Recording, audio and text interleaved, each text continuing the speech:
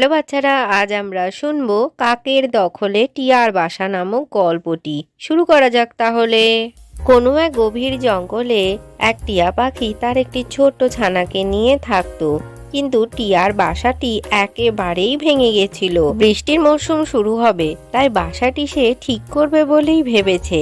আর কিছু খড় নিয়ে এসে সেই বাসা সে সারাতে থাকে। মামা, তোমার বাসা সারাতে তো অনেক সময় লাগবে, আমি কি তোমাকে সাহায্য করতে পারি? না আমার ছানা, তোমাকে সাহায্য করতে হবে না। আজকে যেটুকু খড় জোগাড় করতে পেরেছি তাতে তো পুরো ঘরটা ছাওয়াই হবে না। আবার কাল খড় এনে তবে ঘর ছাওয়াতে হবে। টিয়া তার ছোট ছানাটির সাথে এসব কথাই বলে। তখনই কালু কাক কিছু খড় নিয়ে এসে টিয়ার ঘরের সামনে হাজির হয়। টিয়া কালু কাককে খড় আনতে দেখে খুবই অবাক হয়, আর কালু কাক বলতে থাকে, এই নাও টিয়া, তোমার জন্য কিছু খড় এনেছি। তোমার বাসাটা এগুলো দিয়ে সারিয়ে নাও। এই খড়ের প্রয়োজন আমার নেই, আমার বাসা সারাতে লাগবে না। তোমাকে অনেক ধন্যবাদ কালু কাক, এইটুকু খড় হলেই আমার ঘরটা ছাওয়া হয়ে যাবে। খড় দিয়ে কালু কাক সেখান থেকে চলে যায়। টিয়া বাকি খড়টা দিয়ে তার বাসাটা একেবারেই সারিয়ে ফেলে। অন্যদিকে জঙ্গলে প্রচন্ড বৃষ্টি শুরু হয়। সেই বৃষ্টিতে কালু কাক প্রচন্ড ভিজে যায়। সে তার বাসা তো সারায়নি, তার ফলে তার বাসার মধ্যে জলও ঢুকে যায়।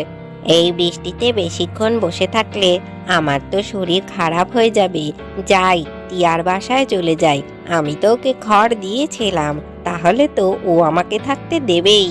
এই কথা বলেই কালু কাক নিজের বাসা ছেড়ে দিয়ে টিয়ার বাসার দিকে যেতে থাকে। কিছুক্ষণের মধ্যেই সে টিয়ার বাসার সামনে চলে আসে আর বলতে থাকে, টিয়া, দরজাটা তাড়াতাড়ি খোলো, আমার বাসার মধ্যে জল ঢুকে গেছে। আজকে দিনটা তোমার বাসায় আমাকে থাকতে দাও। কালু কাকের গলার আওয়াজ শুনে টিয়া দরজা খুলে দেয়। বৃষ্টির মধ্যে কালু কাককে ভিজতে দেখে টিয়া তার ঘরের ভেতরে তাকে নিয়ে নেয়। কালু কাক, তুমি যতদিন ইচ্ছা আমার বাড়িতে থাকতেই পারো, তবে তোমাদের জন্য আমাকে তো খাবারের জোগাড় করতে যেতে হবে। তুমি তখন আমার ছানাটাকে একটু দেখে রেখো। তুমি কিছু চিন্তা করো না টিয়া, তোমার ছানা তো আমার কাছে খুব ভালো থাকবে। তুমি নিশ্চিন্তে যেতে পারো খাবার আনতে।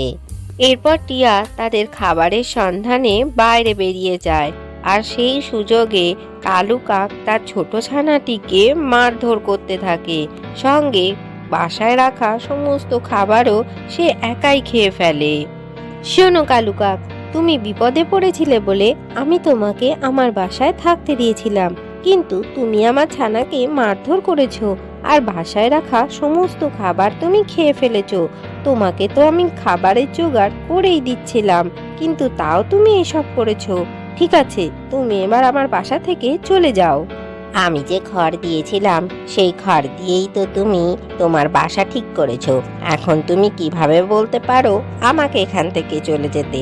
আমি এখান থেকে যাব না যতক্ষণ না আমি আমার খড় ফেরত পাই। আমি জানতাম কালু কাক তুমি এই সমস্ত কথাই বলবে। আমার বন্ধু পায়রা আমাকে আগেই সে কথা বলেছিল। তুমি যে খুবই দুষ্টু প্রকৃতির সে আমায় তা জানিয়েছে, তাই আমি তোমার খড়ের জোগাড় করে এনেছি। এই নাও তোমার খড়, আর এখান থেকে একেবারে চলে যাও। টিয়া কালু কাককে খড় ফেরত দিয়ে দিলে কালু কাক সেখান থেকে চলে যেতে বাধ্য হয়। আজকের গল্পটি থেকে কি শিখলে বাচ্চারা? কেউ উপকার করলে তার উপকার ভুলে যেতে নেই। ভিডিওটি ভালো লাগলে চ্যানেলটিকে লাইক ও শেয়ার করে সাবস্ক্রাইব করে দিও।